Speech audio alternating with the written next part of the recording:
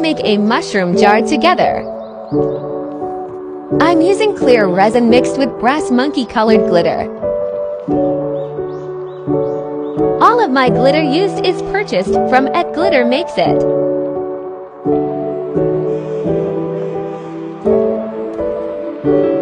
After the pouring process, these have to sit for 24 to 48 hours before they are fully cured. As you can see, I have other projects going too.